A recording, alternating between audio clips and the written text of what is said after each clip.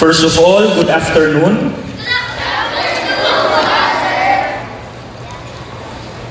Now, I am sure not all of us here in Ateneo Grade School are Catholics.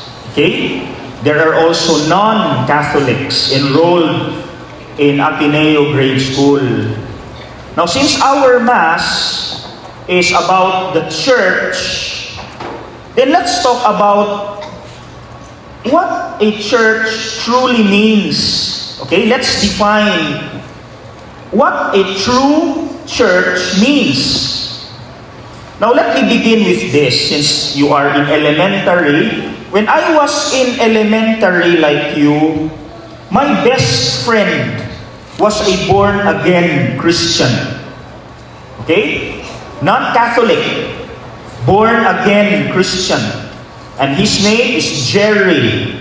But during the time, there was no problem. No problem. We did not fight over as to who will go to heaven. Because what mattered during the time was our friendship, our being one in friendship. We didn't fight over who will go to heaven. No. What mattered was our friendship. Now, 2025, especially that I am a social media influencer, I am into social media preaching, I am now faced with this problem, sad issue on only my religion will be saved. This is my issue right now. I am facing this issue right now with non-Catholics.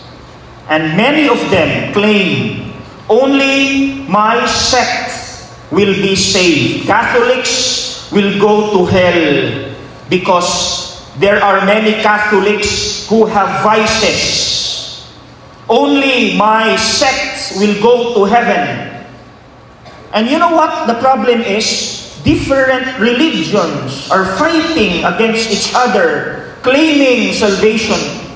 And I, on my part, let me say this, I receive below the belt very cruel, harsh comments against me. And I could no longer count the people I have blocked because I could not bear their harsh comments against me, against Catholic priests, against the church. Now, let me be direct to the point. With this issue about religions claiming that they are the ones who will be saved, let me tell you honestly, that is not what a church means. Now let me ask you, students, do you have friends? Oh, very good. Now, do you remember the first time you met that friend? Now, let me ask you, did you even care about asking them what their religion is? No. Yes. Because what mattered to you? What matters to you?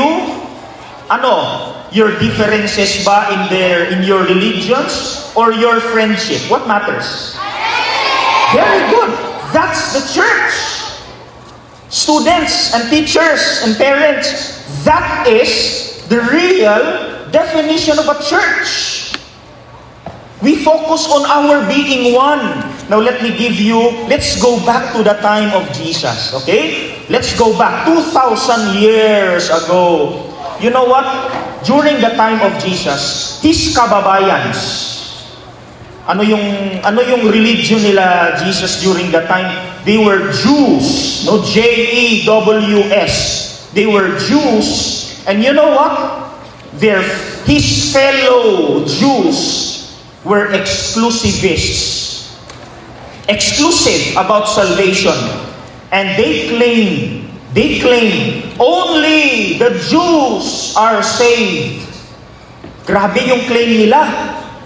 Only the Jews are and will be saved, will go to heaven. And you know what? They even had a saying against non-Jews, na non-Jews daw are firewood for hell. That is how harsh they were. No? Very cruel, very exclusivist.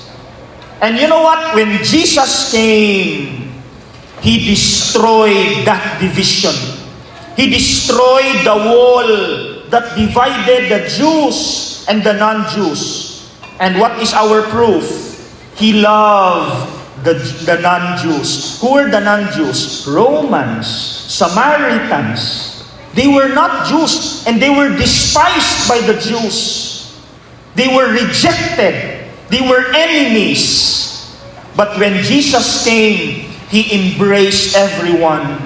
Gentile or Jew, Jesus loved them all. No division. He loved them all. That is the definition of a church. And you know what? It pains me again that many people, different sects, they claim that only my group will be saved. That's not a church.